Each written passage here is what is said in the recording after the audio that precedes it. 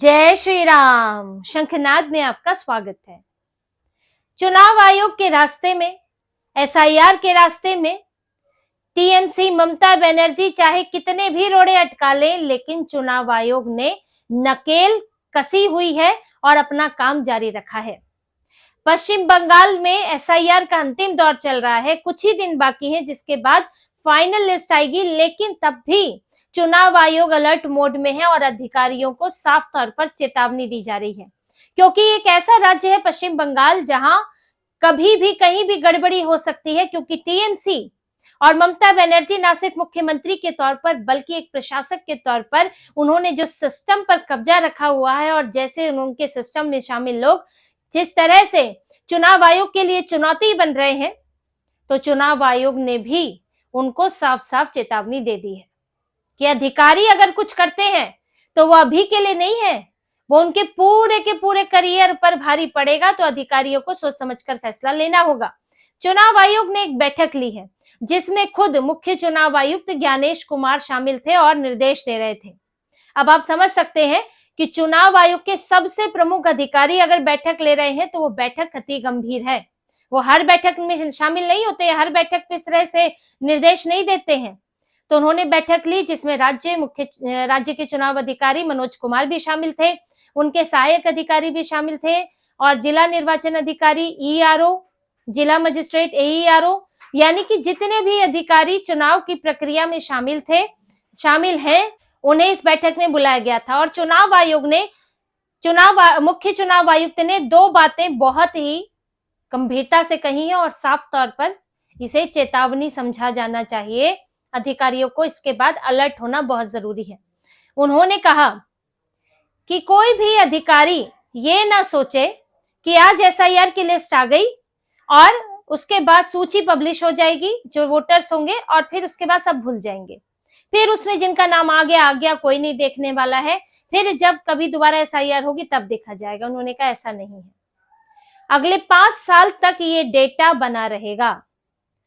जो लिस्ट रहेगी वो तो है ही है, वो तो हमेशा रहेगी, लेकिन उस लिस्ट के साथ आए कागज, जो दस्तावेज जमा किए, किसने जमा किए, किस इलाके में कौन अधिकारी ड्यूटी पर था, ये सब का डेटा अगले 5 साल तक बना रहेगा। और इन 5 सालों में अगर एक भी विदेशी पाया जाता है सूची के अंदर, जो कि वोटर लिस्ट होगी बंगाल की, और अगर एक भी विदेशी उसमें पाया गया तो फिर इसका सीधा सीधा खामियाजा उस अधिकारी को भुगतना पड़ेगा जिसको उसका काम सौंपा गया था, जिसने उसका नाम चढ़ाया होगा, जिसके निगरानी में चढ़ा होगा, फिर उसके ऊपर सीधे सीधे गाज गिरेगी।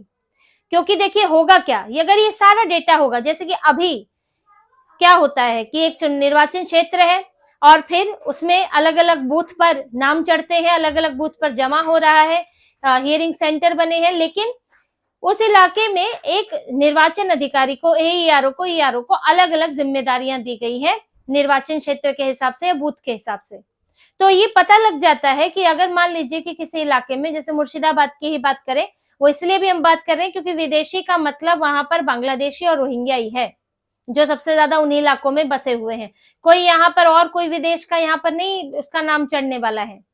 तो अगर मुर्शिदाबाद के इलाके की बात करें जहाँ बेलडांगा में हंगामा हुआ था, वहीं की बात कर लें, और वहां पर उस इलाके के किसी बूथ पर एक विदेशी यानी कि बांग्लादेशी या रोहिंग्या का नाम पाया जाता है, तो उसकी डिटेल पड़ी होगी, तो ये देखा जाएगा कि अच्छा इस बूथ पर किसको जिम्मेदारी दी गई थी, क्या इस विदेशी व्यक्ति का नाम हियरिंग में आया था, यानी कि लॉजिकल डिस्क्रिपेंसीज में या मैप्ड एंड मैप्ड वोटर्स में आया था, उसकी भी क्योंकि सूची है कि कौन कौन है जो अनमैप्ड वोटर्स हैं और जो तार्किक विसंगतियों वाले हैं, उनकी सूची अभी जारी भी की गई है।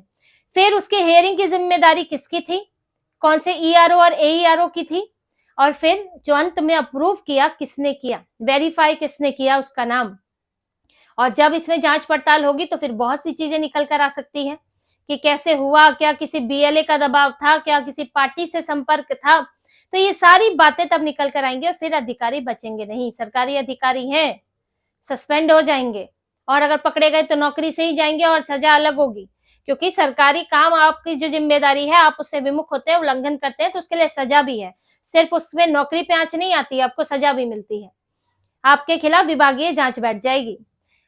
जो ज्ञानेश कुमार सीईसी जो है, उन्होंने ये भी कहा कि अगर कोई आईएएस अधिकारी पाया जाता है, यानी कि केंद्र का अधिकारी पाया जाता है, तो उसके खिलाफ भी कार्रवाई होगी और उसकी जो वार्षिक गोपनीय रिपोर्ट जाती है उसके पर असर पड़ेगा, जिससे उसे पदोन्नति मिलती है, करियर में आगे बढ़ते हैं, तो उसके ऊपर सीधा सीधा असर पड़ेगा, यानी कि पदोन्नति से लेकर उसका करियर पूरा खराब हो जाएगा।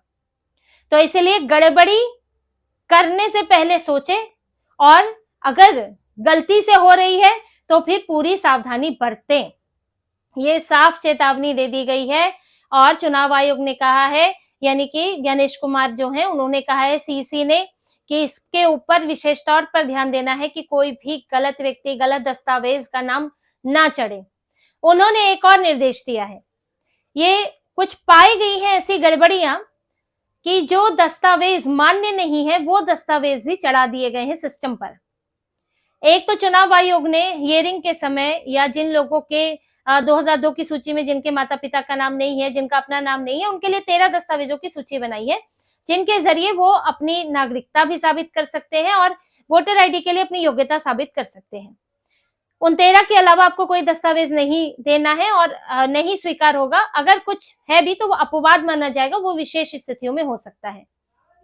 अब इसमें क्या पाया जा रहा है कि कुछ अधिकारियों ने सिस्टम पर उन 13 के अलावा दूसरे दस्तावेज चढ़ा दिए और अमान्य दस्तावेज चढ़ा दिए हैं, यानी कि साफ है कि जिसने भी ये कागज दिए उसके पास सही कागज नहीं थे। इससे यह भी कहीं ना कहीं संदेह होता है कि वो व्यक्ति सही नहीं था, वो भारत का नहीं विदेश का, यानी कि बांग्लादेश या रोहिंग्या का हो सकता है, तो उसके दस्तावेज कैसे चढ़ाए गए। तो गलत दस्तावेज चढ़ाने के मामले भी आए हैं, जिसे सिस्टम ने पकड़ लिया और फिर उसके बाद अब चेतावनी दी गई है कि अगर दोबारा ये आता है ऐसा मामला तो फिर उसके ऊपर एक्शन लिया जाएगा। तो चुनाव आयोग पूरे एक्शन मोड में है, साफ तौर पर कह दिया और जिला निर्वाचन अधिकारी को बोला है कि साहब आप इस बात की पूरा का पूरा ध्यान रखेंगे कि जो दस्तावेज लिए जाए वो 13 दस्तावेज हो और सही दस्तावेज हो। ये नहीं कि आप गलत दस्तावेज चढ़ा रहे हैं, सिस्टम पर वेरीफाई करने की कोशिश कर रहे हैं और बांग्लादेशी रोहिंग्या भारत के वोटर बन जा रहे हैं। तो आप इस पूरे इससे ये जो बैठक हुई है, इससे ये भी समझ आता है कि चुनाव आयोग किस स्तर की निगरानी रख रहा है, चुनाव आयोग ने कैसे अधिकारियों को अलर्ट किया हुआ है और किस तरह का दबाव है, क्योंकि जो एईआरओ और ईआरओ है वो राज्य सरकार के कर्मचारी हैं और ममता बनर्जी के कर्मचारी, जिनमें से ऐसा सभी तो नहीं कहेंगे लेकिन कुछ जो है उनकी सरकार से मिली भगत है, इसलिए 127 नाम चढ़ाते हुए पहले 3 ईआरओ या एईआरओ जो थे वो पकड़े गए हैं और उन्हें सस्पेंड किया गया है। और ममता बनर्जी उस समय तो बड़ा दिलासा दे रही थी अपने अधिकारियों को कि देखो डिप्लॉयमेंट के बाद तो तुम्हें वापस यही आना है, मैं तुम्हें बचा लूंगी, मैं तुम्हारा ध्यान रखूंगी। अब अधिकारियों को तो ये भी चिंता है कि ममता बनर्जी आएंगी कि नहीं आएंगी सत्ता में, फिर तो यहाँ से चुनाव आयोग पीछे पड़ा है, वहां से भाजपा की सरकार आ गई तो वो पीछे पड़ जाएंगे, तो हम करेंगे क्या।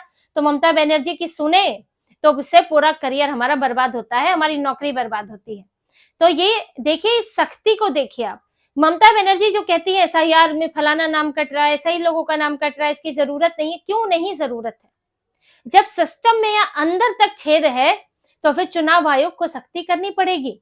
एक तो आपने घुसपैठिए बैठा रखे हैं, फिर आप जो है जन प्रमाण पत्र से लेकर तरह तरह के भूमि प्रमाण पत्र आप लोगों ने जारी किए हैं, फिर उसके बाद अधिकारियों में भी झोल है। तो चुनाव आयोग को बाहर से अधिकारी लाने ही पड़ेंगे, बाहर से कर्मचारी लाने ही पड़ेंगे और सख्ती करनी ही पड़ेगी।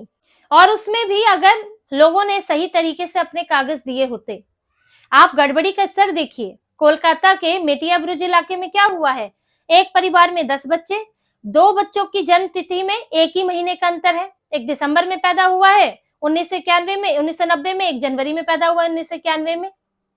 2 भाई हैं, इरशाद है और एक शेख नौसद है जिसका नाम। तो इन 2 भाइयों के कैसे एक महीने में 2 बच्चे हो गए उनकी माँ के? 10 बच्चों में से 4 बच्चों की जो जन्म तिथि है, उनकी जो डेट ऑफ बर्थ है वो 1 जनवरी पड़ रही है। तो इतने इत्तेफाक कैसे हो रहे हैं? सबके पिता के नाम अलग है अलग अलग दस्तावेज में।